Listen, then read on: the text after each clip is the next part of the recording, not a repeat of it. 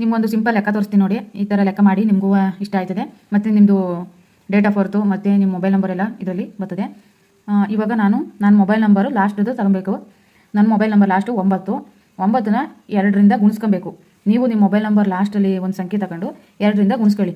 9 2 18. 18ಗೆ ನಾವು ಇವಾಗ 5ನ ಕೂಡ್ಕೊಬೇಕು. ನೀವು 5ನ ಕೂಡ್ಕೊಳ್ಳಿ. 18 5 23. 23 ಆಯಿತಾ? ಇದಕ್ಕೆ 50ನ ಗುಣಿಸ್ಕೊಳ್ಳಿ. 50 ಗುಣಿಸ್ಕೊಳ್ಳಿ. 50 ಗುಣಿಸ್ಕೊಂಡ್ರಿ ಇವಾಗ ಎಷ್ಟು ಬರ್ತದೆ ಉತ್ತರ ನೋಡಿ. 0 ಮೂಲ 0, 0 2 0, 5 ಮೂಲ 15, 15ಕ್ಕೆ 5, 10 5 2 10, 10 1 11. ಗುಣಿಸ್ಕೊಳ್ಳಿ. ಗುಣಿಸ್ಕೊಂಡೈತೆ ಇದನ್ನು ನೀವು ಕೂಡ್ಕೊಳ್ಳಿ.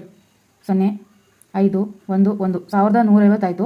ಇಲ್ಲಿಗೆ ನೀವು 1775 1775ನ ಕೂಡ್ಕೊಳ್ಳಿ. ಇದಕ್ಕೆ 5 ಸುಮ್ಮನೆ ನೀವು ಈ ಸಂಖ್ಯೆ ಮಾತ್ರ ನಿಮ್ಮೊಂದು ಫೋನ್ ನಂಬರ್ಗೆ ಕನೆಕ್ಟ್ ಮಾಡ್ತಾ ಹೋಗಿ ಅಷ್ಟೇ.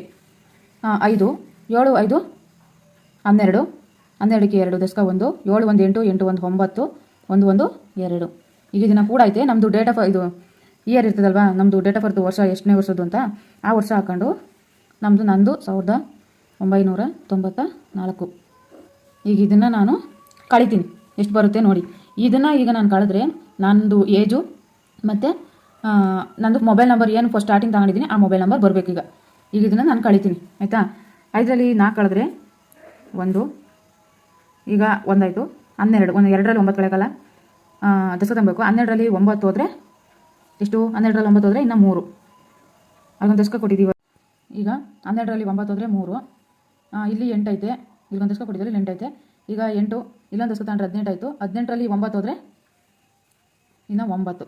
ಇಲ್ಲಿಂದ ಇಲ್ಲಿ ದಶಕ ಕೊಟ್ಟಿದ್ದೆ, ಇಲ್ಲಿ ಏನೂ ಇಲ್ಲ. ಅಲ್ಲಿಗೆ 1ರಲ್ಲಿ 1 ಕಳೆದ್ರೆ 0. ಬೇಕಾದ್ರೆ ನೀವು ಫೋನು ಕ್ಯಾಲ್ಕುಲೇಟ್ ಮಾಡ್ಕೊಂಡು ಕಳೀರಿ. ನಾನು ಕಳೆಯೋದು ಕೂಡದೆಲ್ಲ ಈ ಥರ ಕಳೀತಾ ಇದ್ದೀನಿ. ನೀವು ಫೋನು ಕ್ಯಾಲ್ಕುಲೇಟ್ ಮಾಡ್ಕೊಂಡು ಕಳ್ಕೊಳ್ಳಿ. ಈಗ ನಂದು 931 ಉತ್ತರ ಬಂತು. ಈ 9 ನಂದು ಮೊಬೈಲ್ ಲಾಸ್ಟ್ ನಂಬರ್ ಬಂತು. 31 ನನ್ನ ಏಜ್ ಬಂತು. ಏಜು ಮತ್ತು ಇದು ನನ್ನ ಮೊಬೈಲ್ ನಂಬರು ಇದೆ. ಇಷ್ಟೇ. ಇದನ್ನು ನೀವು ಟ್ರೈ ಮಾಡಿ. ನಿಮ್ಮ ಏಜು ಮತ್ತು ನಿಮ್ಮ ಮೊಬೈಲ್ ನಂಬರು ಬರುತ್ತಾ ನೋಡಿ. ಕಮೆಂಟಲ್ಲಿ ತಿಳಿಸಿ ನನಗೂ.